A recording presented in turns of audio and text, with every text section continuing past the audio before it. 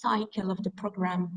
And the program was able to attract more than 290 Qatari male students to an immersive educational experience, helping them to consider the engineering field as a future field of study.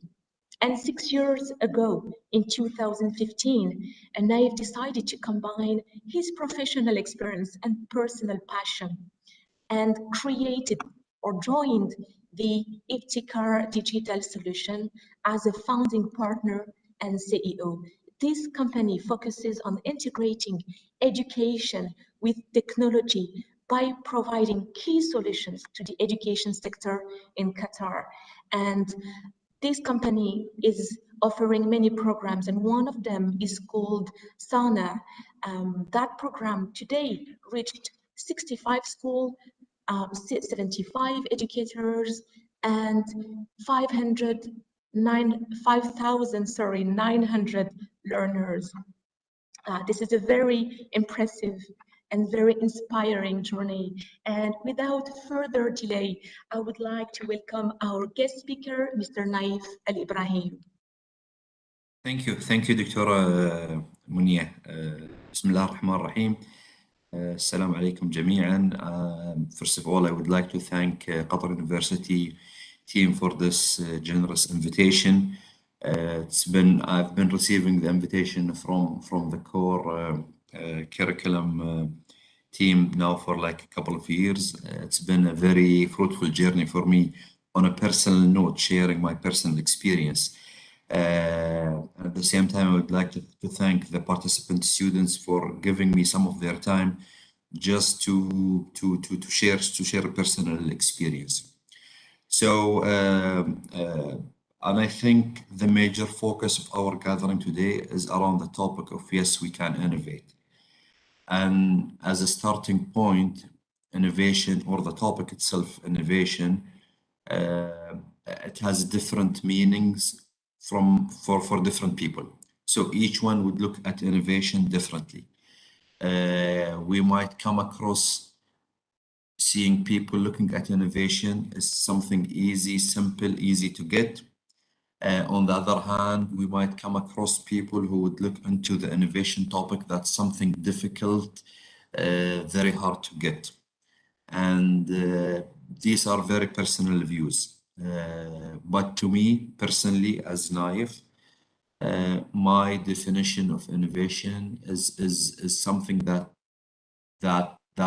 is being built throughout of time and throughout of cumulative experience and lesson learned out of a certain journey, certain process. So from this specific positioning angle, this is how I'm gonna push my speech or my thoughts today in this specific session. So as Dr.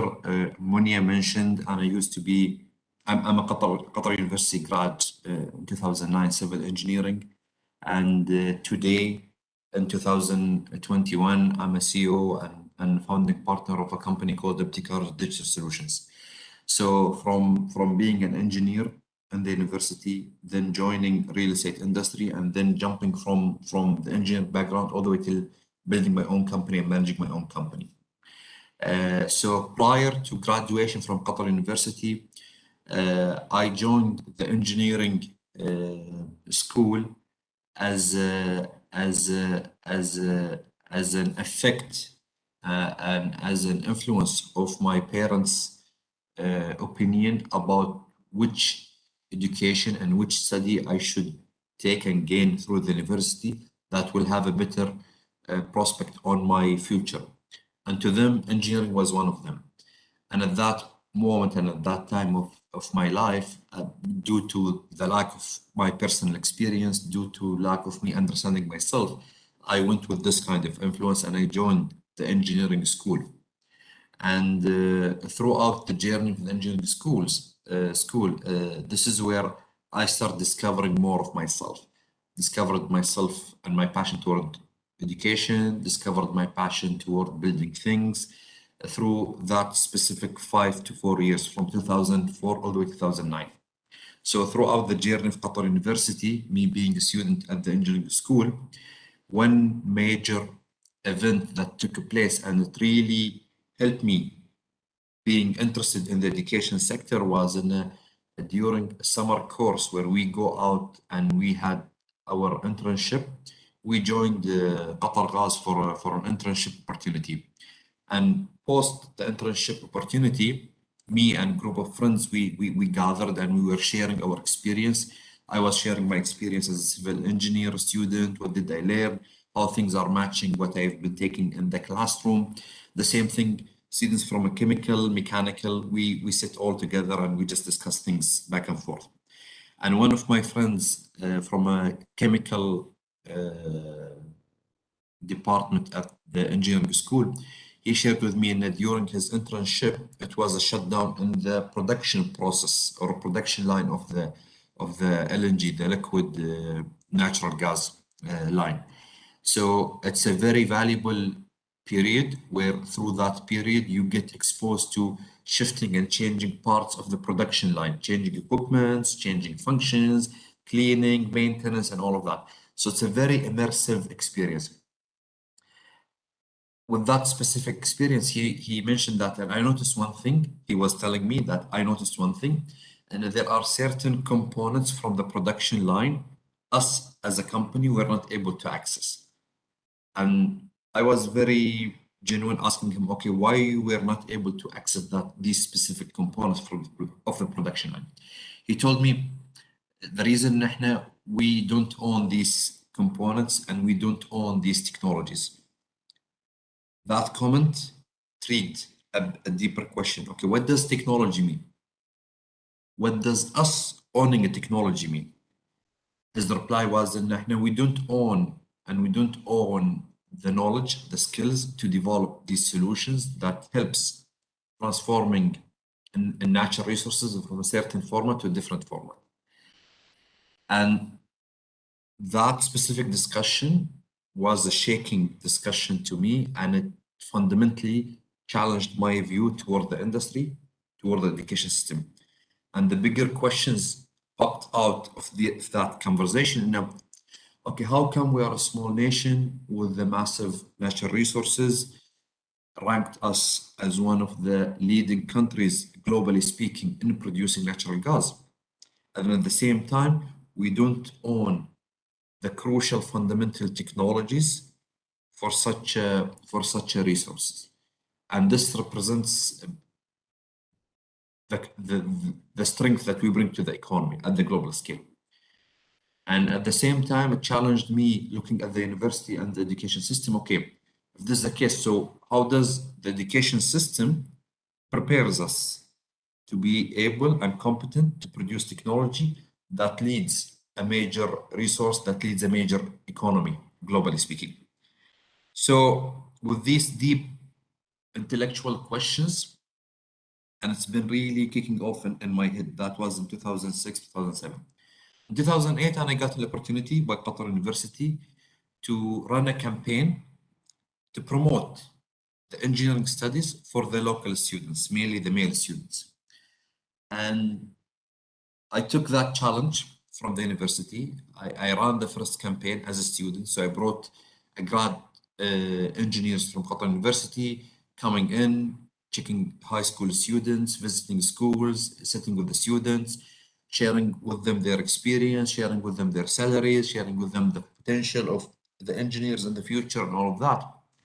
And after the first campaign, the College of Engineering came back and they were like, okay, now we want to improve this kind of campaigns. And instead of having just a presentation, we want to have a hands-on experience where the students at the high schools, they can really identify and understand their interest if they are willing to go into the engineering fields or not. And that was the ignition of the Life as Engineering idea, where it's about, we build a camp. The students from high schools come in, they get a theory part, which is about math, chemistry, physics, biology. And then they have the applied part of the camp, which is around assembling and building your own car. So through the building process, you're going to use the math, you're going to use the chemistry, you're going to use the physics. So basically, you're going to have a better understanding on these scientific laws and their application on the car. but most importantly and most strategically, and that these applications are similar to the production line in the oil and gas sector. So from high school level, you can appreciate the math teacher, the chemistry teacher, the physics teacher, and you can further understand the practical application of these science into something you enjoy, the car, and the bigger context is our economy. And how does this help us building technology, building machines that really helps sustaining the overall economy besides the natural resources. So we developed that project, we delivered it. The outcome was there are students who were passionate about engineering, so they joined engineering with the full confidence that this is what you want. The other part who did not like engineering, they know for a fact that we don't like engineering, and this is also as fine as well. So they don't waste their time studying something that they don't enjoy.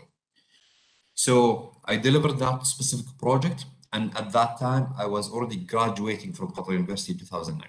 So by that specific year, I was like, okay, and I graduated with my degree in civil engineering, but I discovered my passion in developing these kind of programs that has an impact and has an educational component into it.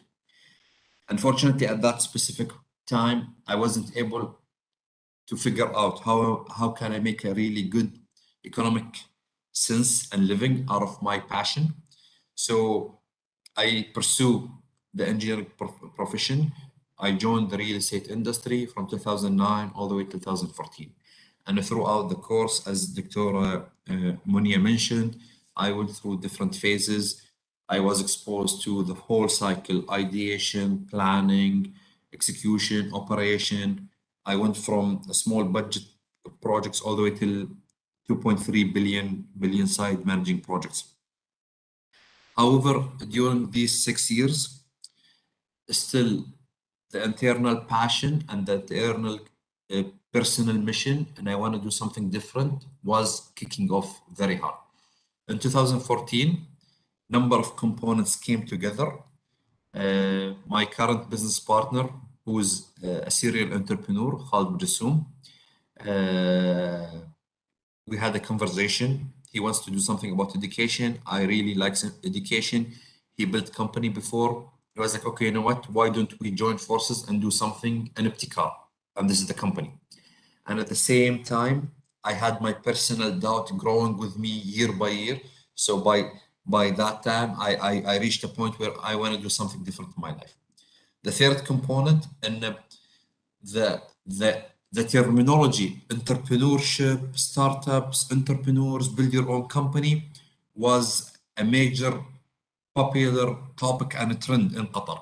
So QDB, Cubic, QSTP, funding, entrepreneurship, everybody started talking about entrepreneurship. So to me, I felt this was like the universe is calling me. So I found this entrepreneur who would like to join, and he can share his experience in building companies. I have my own personal mission growing into me, and at the same time, the ecosystem was shaping up, and it gave me much more confidence. And that today we can do something, and we can enjoy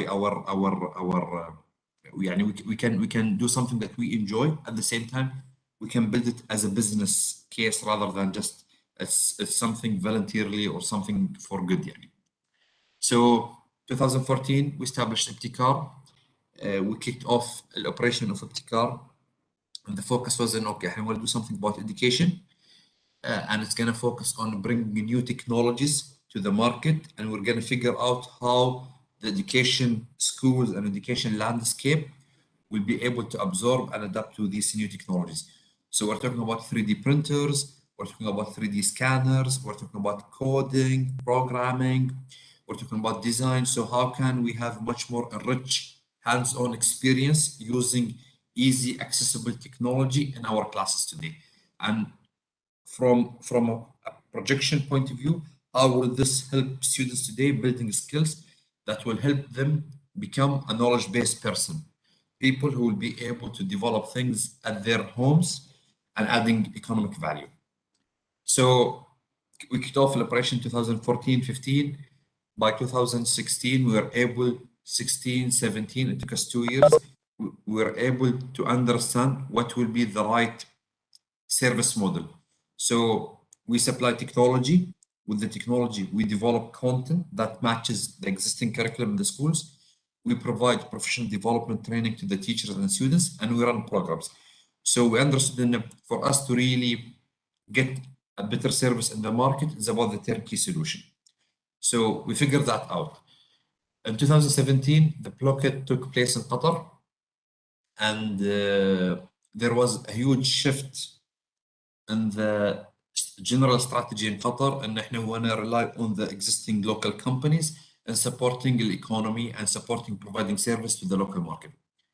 So in 2017, we got a request from Qatar Development Bank, and they wanted us to help them support them in designing and delivering and operating Qatar Business Incubation Fabrication Lab.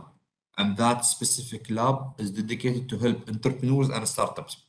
So 2015 to 17, we are serving the K-12, which is students from age 6 all the way to age 17, 16. 2017, we elevated our services and we start supporting entrepreneurs, people from university all the way to people running and managing their companies. And with that exposure, it gave us a better understanding on the needs of the companies. So we took our know-how and how can we ease the use of technology for kids into using the same thing, but much more complex for different segments. And from 2017 all the way to 2020, we expanded our services. So we start serving entrepreneurs, companies, special needs, Ministry of Education, and Ministry of Transportation. And with that, the whole team and the whole company started growing from 2, 3 people all the way to the 20 plus. We left 2019 with a good revenue. We entered 2020 with a forecast and we're gonna expand our revenue to the double. We doubled down.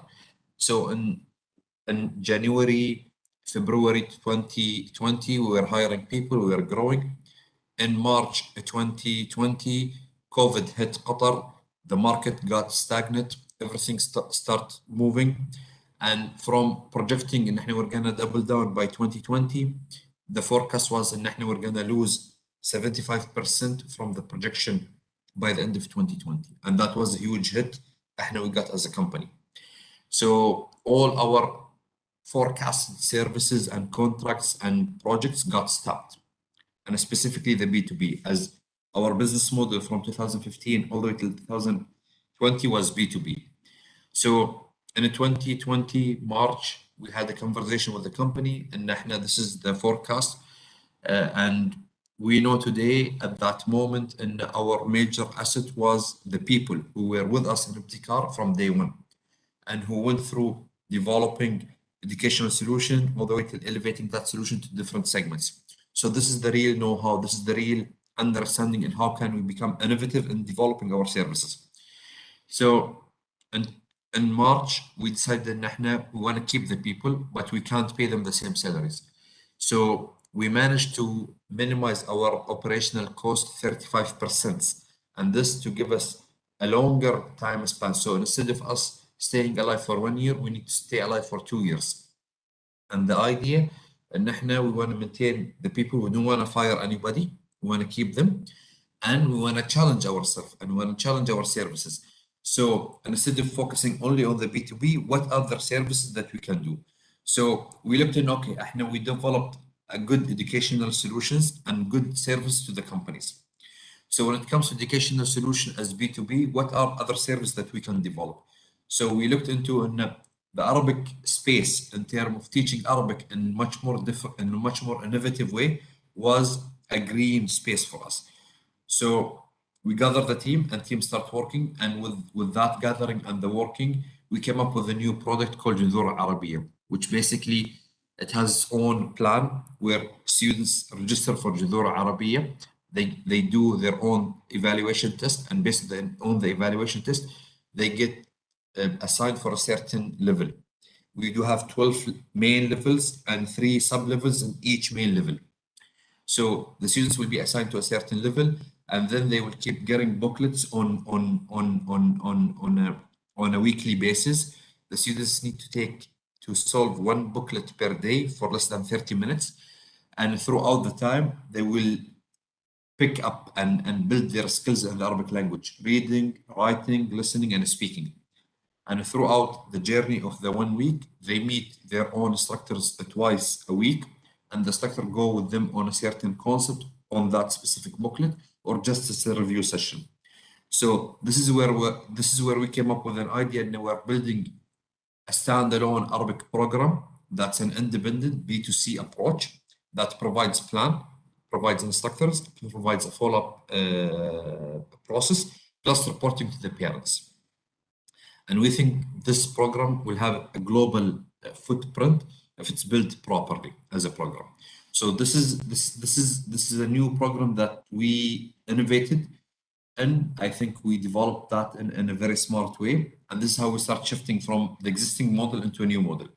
Another area that we've been exploring and focusing in, and from us looking into supporting the companies and entrepreneurs, we start understanding and we start building internal skills within the company. How can we develop products? How can we get a request from a certain client? How can we design that product, and how can we build that? So with that kind of skills, in 2020, we start exploring opportunities in the defense space, and specifically with Barzan Holding, which is the investment arm for the defense ministry. And to them, Ahmed's about the new space, the green space, the green area within the new emerging technologies like the drones, cyber securities, these kind of topics where it's still not well developed, globally speaking. So how can we build local companies and local competencies in Qatar market that help them build a tailor-made solutions for them, and at the same time secure a certain supply chain. So from 2020, we start interacting with Barzan and the Defense Ministry, and the outcome today, and now we help developed a drone tracking system. So basically, we have a new solution that's called Falcon Sky. Falcon Sky has 3 components: Falcon Hook, Falcon Shield, and Falcon Dash. Falcon Hook is basically a chip that goes and it's built on the drone. So the drone owner would need to register this drone at a certain entity in Qatar, and we provide them that chip. This chip is very similar to the license plates. So basically with that, we have their ID, we have their phone numbers, and we have their own tracking number. So once they ignite their own drone and start flying their drones, the chip will be ignited and the chip will communicate directly with the Falcon Dash. The Falcon Dash is the monitoring system, is similar to like Google Maps. And through that map, you can see this chip has been activated and it's been flying at a certain zone. So the authority supervisor will be able to monitor and communicate with the drone drone owner in case if they breach any restricted areas. And the third component, which is the Falcon Shield. So basically it's a passive radar that we put and install these radars on certain facilities. And the radar could identify the friend drones from the enemy drones. And this could help the security supervisor to take a precaution action with any threat from a non-friend drone that might harm or have a potential harm on any facilities. So what we are able to build in 2020, 2021, we will not be able to build that if we haven't been through the process of bringing 3D printers to the school, to the students, and start understanding what it takes to be able to build a collective service. So going back to the major topic of this session, yes, you can innovate. I think yes, you can innovate. The way to innovate is not just having an idea and you think it's going to work out. It's going to take some time, and it's going to take several iterations, and it's going to take a long time. Yeah, it took us now almost 6 years throughout this kind of involvement, and it started with us having 3D printers that we never knew at that moment how to use 3D printers, how to design things. However, alhamdulillah, throughout the process, we understood that we need to have the proper team, the proper process, the proper outcome, the proper feedback session to understand how can we enhance things. And following that, and okay, now with the value that we built with this kind of segment and this kind of market, where we can replicate that, how can we maximize that, how can we scale that up, what are the potential hidden opportunities, and how this throughout the process will help us build the credibility, and now we can always continue evolving and growing with these emerging technologies. Most important, how we are building a knowledge-based economy. So today, it's about the cumulative knowledge experience that we built throughout the team, throughout the company, and throughout the reputation of us as a company. And here where I conclude with my session around this specific topic. Thank you.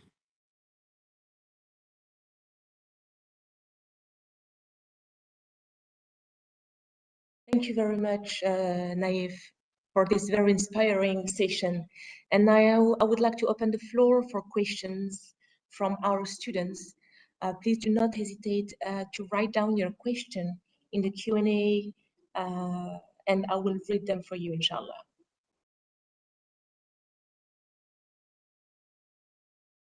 Any question, comments, anything, really?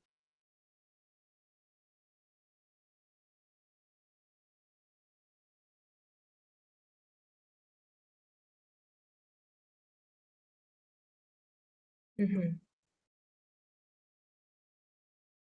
We have a question here from Al Johara. How do you deal with failure? And if you have experienced any, how do you know if a goal is achievable or too ambitious? For example, tripling your revenue or making a global impact. Okay, so regarding the first part is how we deal with failure. I think this is it's a very personal experience, and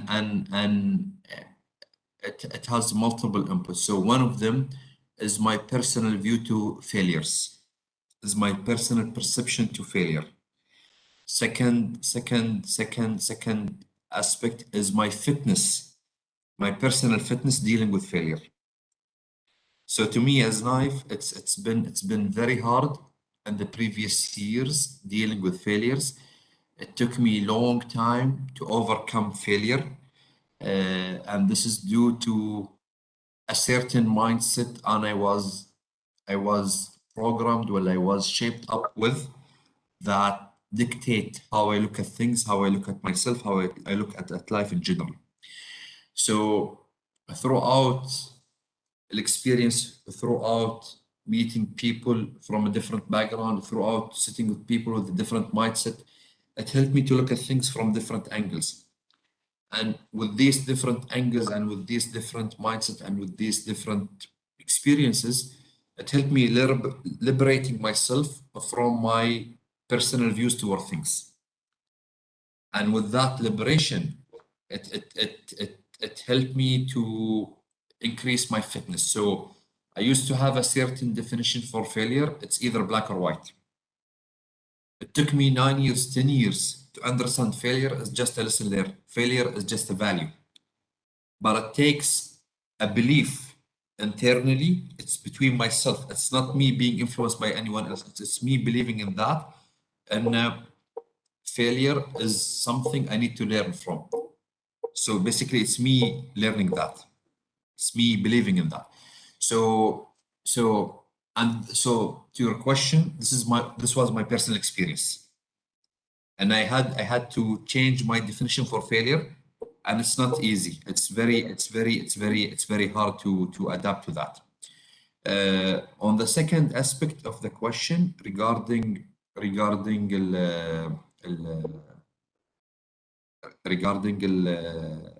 goals, achieving the goals, and all of that. So basically, it's the same thing. It's part of the experience. So one time you set a goal and you achieve it faster. One time you set a goal, you didn't achieve that. So it's very important for us that we always sit and reflect. And we combine what we came in initially as an assumption to do something and what was the results. Through the reflection process, we can further build our judgment tools and our judgment process. So by time, we're going to have a better understanding how to set our objectives and how to set our goals and what is achievable and what is not. To me, most important, and I always look at this as it's not either winning or losing, as much as in, okay, what did I learn out of this process? What is one thing that I learned that will help me the next time? This is a general philosophy and general approach looking at things.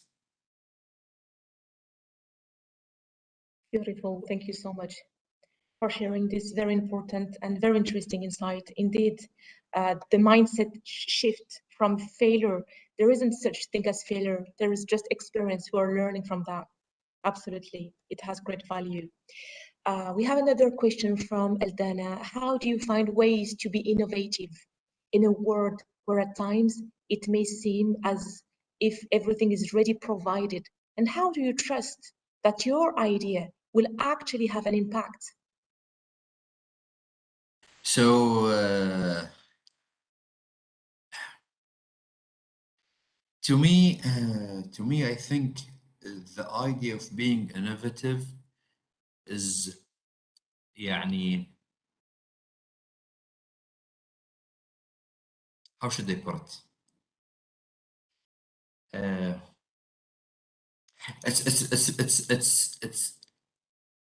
It's very important to understand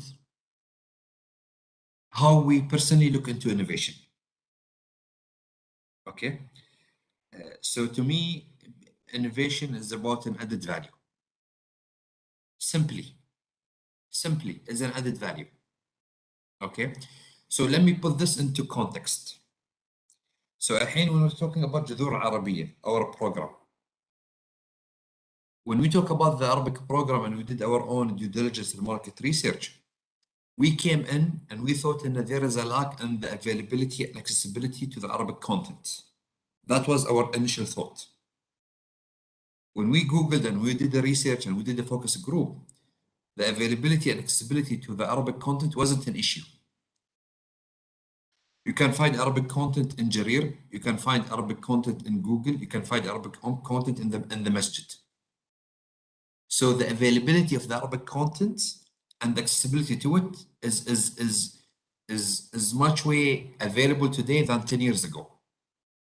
So that wasn't the issue. The issue was in we are living in a very busy lifestyle mood. The parents, the father, the mom, the exposure of kids on the digital world, the availability of the English content. So the overwhelming lifestyle on the parents, the accessibility for the kids on the English content and the English material in general speaking, plus and as a combination for me as a parent, if I'm gonna sit down and bring a book from Jarir or a book from the mosque and start teaching my kids, okay, I'm gonna give them a lesson today. But what is the next lesson? What is the third lesson? So basically, what's the plan? Beside the plan, who's gonna follow up on the plan? And who's gonna give me a feedback telling me is if my kids is performing good or not based on the content and the plan. So having an immersive focus group with parents and proper market research, we figured out it's not about the availability of the content, it's about just figuring out how can you build this kind of solution. So it took us a proper research and a proper feedback and a proper understanding and noticing just these simple gaps. And through these simple gaps, we built the solution, and the solution became an innovative solution to the audience. As simple as that. So this is how can think about innovation is about just that added feature value. This could be, although in الجذور العربية, a physical booklet, students just sit and do things with handwriting. So the digital interaction or the digital interaction is through Zoom only. But other than that, everything is very classical. But it's these small components that provide different experience. The second part of the question is the impact part. صح? Is that true? So the impact part is basically the feedback of your target audience and their willingness to keep paying you for what you are providing them. If they are not willing to pay, then you add zero to them. in terms of value. They are willing to pay, then you really brings value to them. That means you have your own impact on them.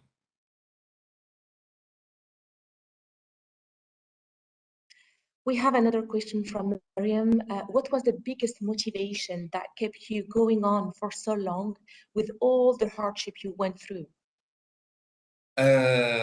Wallahi, the biggest motivation, I think two things. One of them is me going through personal experiences where I felt in that there are some areas where I can contribute and I can add value. Then, but this was me being able to see that and to be able to see it. يعني, subhanallah, it's like the universe is showing you, okay, there is something there that you can do. So there's something I felt it's bigger than myself with my personal ego. The second aspect, which is very important and very materialistic, and how can I make a proper living out of it? Subhanallah, sometimes when we look at this, we look at it and this is something voluntarily, فعل خير, add خير. Yes, we can look at it this way. This makes sense. But me, it's very important. How can I put this in a business context that has its own business model? So I can sustain myself. I can fulfill my personal needs, my family needs, and I can build my own fortune and wealth as knife. But at the same time, I can sustain the impact of this kind of mission formulated in a company. So if I believe in my mission is to build a company that brings value, so I need part of my responsibility. I want to understand what is the business tactics and what is the business models that help us build something that sustain and build the company and make the company grows bigger than that. But at the same time, it has own financial reward on me that my kids will live a decent financial life moving forward. It's not just me doing this for فعل الخير كفعل الخير. فعل الخير is part of it. That's today I think the global world taught us so much about building businesses that we can learn out of that and we can build something in our region. Yeah. Thank you, Naif. What I'm hearing is finding your purpose in life is very important. What do you think your role is in this world? And for sure, you found your way. We have a question from Terry. How do you know if your idea tackles a current situation? Because I've had a couple business ideas that I'd love to see through, but I feel that they would be like, but I feel that there would be better ones. Also, do you have any suggestions on how to activate being in a creative space? So the first part of the question regarding the business idea, the only way you're gonna find out once you go and start testing and validating your idea. And this is a struggle that most of us are facing. إن إحنا the journey of building companies goes through different phases. Ideation, problem, defining, solution, product market fit, scaling up. So there are phases. So the ideation phase has to be validated. The best way is to go and start testing that. Today, the tools, the resources, the information about testing ideas fast and learn fast are available, accessible. The challenge relies with us in we're taking longer time debating ideas. You see, so the best way to know that is just go and test this out. No one has the experience, no one has the right to tell you if your idea is good or bad. The only right, crucial, fundamental feedback is people are telling you, you know what you think as an idea it will help us, it doesn't help us. خلاص مع السلامة. So you learn fast, you cross this out of your list, go to the next idea على طول, right away. Don't waste time. And this what differentiates people who are starting their businesses first time versus people who is building business for several times.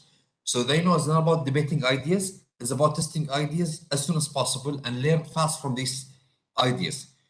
and whatever feedback احنا we're getting, it will help us to enhance. Either ان we know that this idea does not work, or either this has to go to the next level. So this is regarding the first part of Jisma, of the question. The second part is also the suggestions on how to activate being in a creative space. I think the question is not clear to me. I do want to assume an understanding. What I believe is, how do you become more creative? Experience يعني experience, meeting, knowing different people, being exposed to what's available globally speaking. So the more you are experienced, the more you are exposed, the more people you are knowing, this really enrich your view toward things. This really gives you different perspectives. So creativity is about being different. It's about this added value as being different. You see what I mean? So the more you are open, the more you are exposed, the more you are testing, learning, experiencing things, the more that adds value cumulatively on you as a person, and the more it helps you to become much more competitive, much more creative in a very normal environment. يعني. So these are feats that help you become creative. يعني. This is my humble opinion and understanding. يعني. It's not a fact. يعني. But it's just a personal view. And we're learning from that. Thank you so much for sharing that, Naif. We have another question. If you are given the chance to go back, what would you change? Would you still be following the same path? Would you still be doing the same thing today? I think yes, yeah. Most likely yes, yeah. I'm confident, yes. This is what I'll be doing, yes. You wouldn't change anything?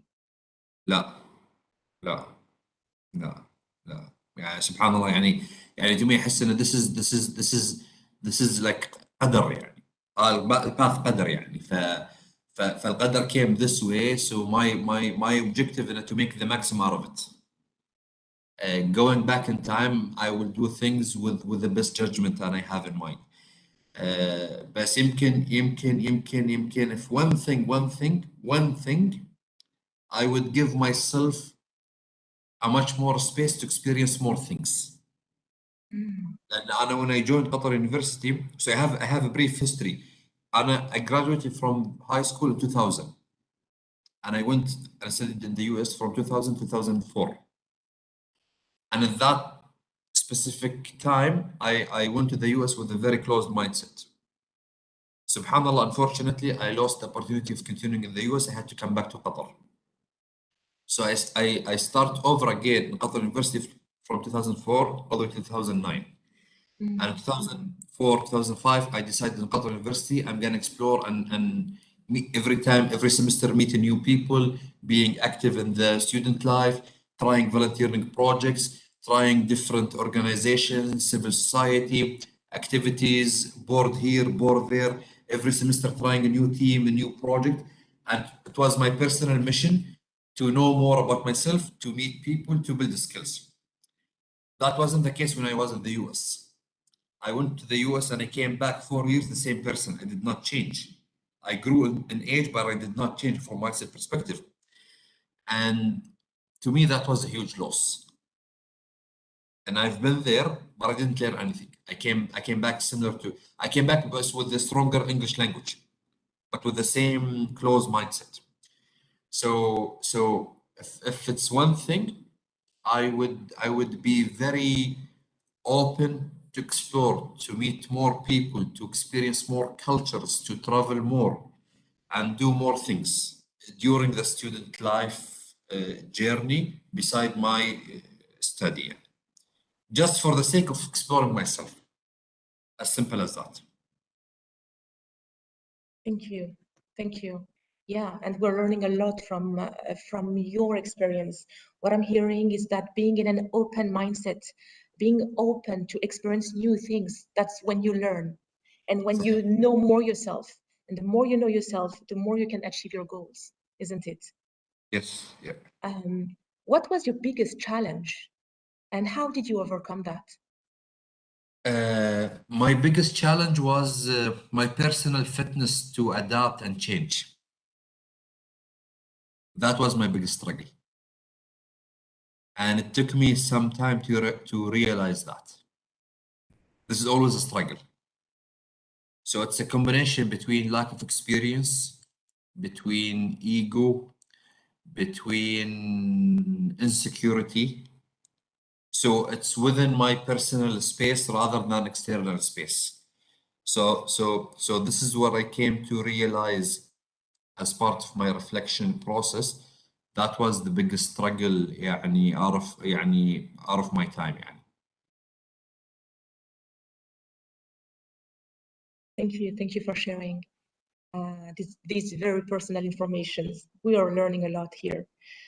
We have a questions. Some Qataris would prefer a secure job with a fixed salary. As an entrepreneur, what would you advise them?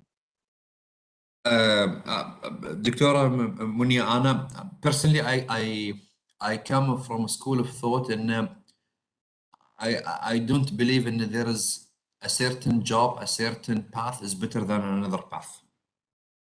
Not at all, not at all. يعني أنا to me, I still remember those PhD holders in the university who had an impact on me, who changed my mindset. And I owe them till today my life and being able to enlighten me. If it wasn't for them, I would not be able to decide in 2005 I want to explore myself because I was so demotivated, so destroyed internally. But it was their role at that specific moment, doing their personal mission, being in that specific institute, doing their job, that would help me to transform. It's due to that CEO and the Mshare Properties where I joined, who helped me to build my management and leadership skills from being a normal site engineer to become a project manager managing a multi-billion project. That was a process. It was his personal mission to be able to develop that kind of capacity. So what I took from those PhD holders in the university helped me to have a better perspective and view and build the confidence in myself. What I took from that specific CEO and those leadership in that company is me building my own management and leadership skills. Both of these experiences helped me to become confident building my company, helping my fresh grad students who joining the company, giving them, empowering them, being able to manage the company, going through the process of growing the company, similar to what I've been visualizing, building a certain buildings, building a certain zones from ground up. I'm doing this, I'm implementing these skills on my company. So to that specific job, and I don't come from a school of thought where I would say local Qatari taking a secure job versus an entrepreneur.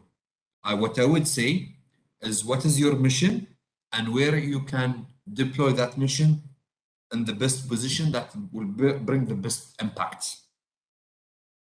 So don't compare it from title or from a يعني from a zero sum game and someone is better than no it's this is my personal mission and I can deploy it here and I can have a better impact here. Someone else might like education, but subhanallah, his penetration through the Ministry of Education might be better off than me. So he might bring a better impact. Although I like education, but I might don't have the chance to penetrate properly to have a bigger impact. But someone else might have that. So this is his personal or her personal mission to do that once they have this understanding. Beautiful, thank you. Any other questions, students, participants?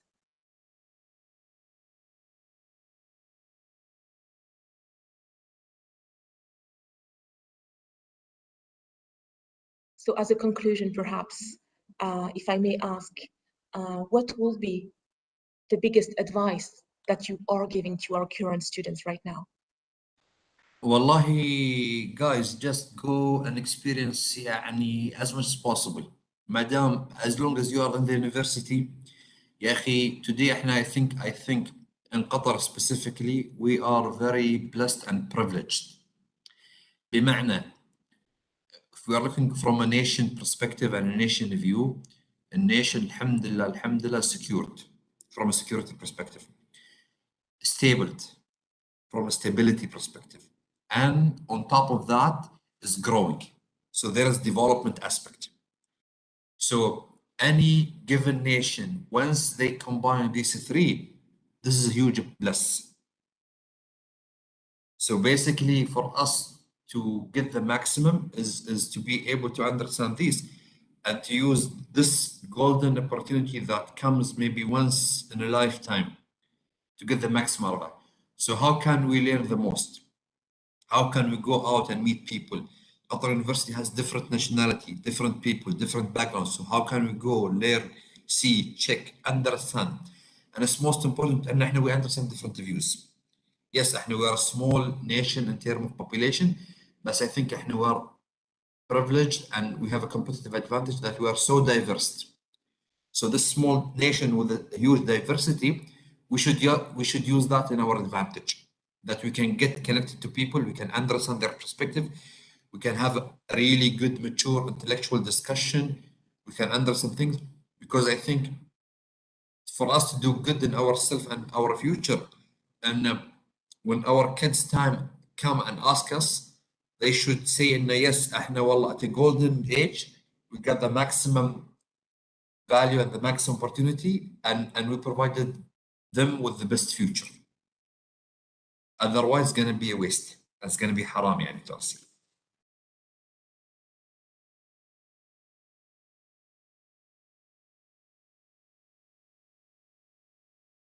On behalf of the core curriculum program in Qatar University, I would like to thank you, Mr. Naif Al Ibrahim. Indeed, today was a great learning experience, and we learned a lot from your journey, whether it is about finding your passion, be open to experiences, raise self-awareness, know yourself, try new things, find added values. What is it that you can do to contribute to the society? Great learnings. Thank you very much. On behalf of our students too, I have great feedback in the chat box and then in the Q&A. So if we have no other questions, I think we will be concluding here. And see you soon, inshallah, everybody. Assalamu alaikum. Thank you very much, Mr. Naif. It has been a pleasure having you in our Arabic and English sessions. Thank you, guys. Thank you for the invitation. I'm really humbled and thankful for these invitations, both Arabic and English. Thank you. Thank you very much. الله الله يعافيكم. حياكم الله. شكرا. Thank you. مع السلامة.